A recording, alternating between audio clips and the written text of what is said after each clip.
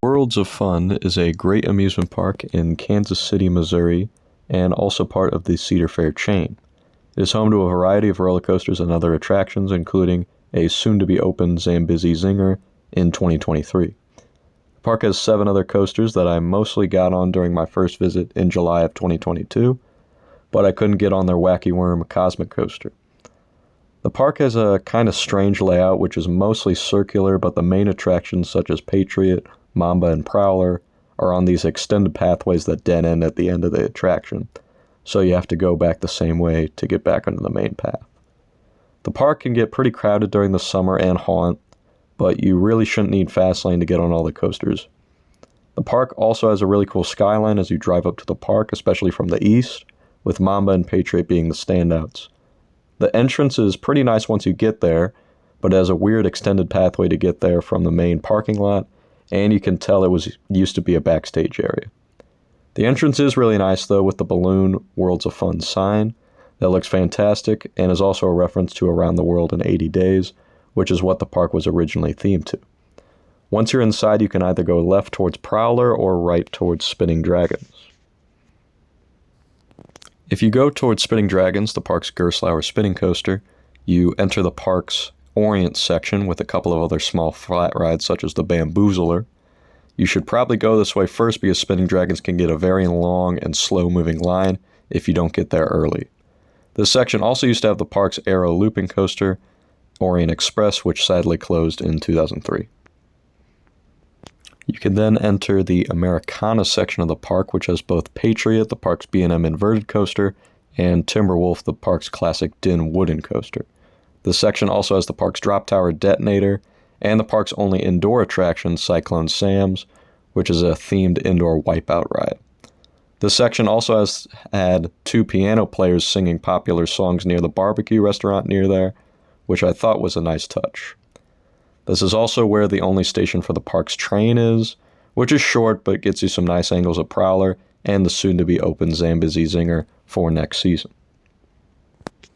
You can then go into the park's kiddie section, Planet Snoopy, which I really didn't experience a ton when I went, but it has the park's kiddie coaster as well as a bunch of other kiddie attractions.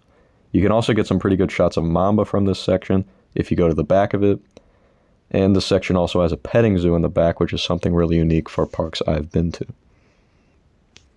You can then come back to the main path and head towards Mamba and the park's Africa section. You can first get to Mamba's Plaza and also ride the park's river raft ride, Fury of the Nile, which looks like an above-average one. This is also where you can enter the water park from the main park, which I did not do, but it looks pretty solid if you feel so inclined on a hot day. You can then continue down the main path and reach Boomerang and Zambezi Zinger's entrance when it opens later this year. Prowler is even further down on a path of its own, as well as the park's classic Enterprise flat ride, Zulu.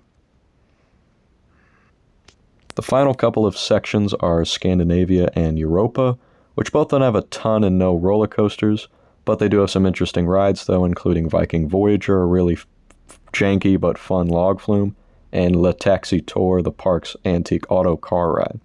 After the log flume's entrance, you have done a full lap around the park and you are back at the entrance. There is also a solid gift shop near there that I would recommend going to after you're done riding for the day. Overall, Worlds of Fun is a really solid park with some really good rides, especially Mamba and Prowler. The park does have a few cons, though, that weigh it down a bit.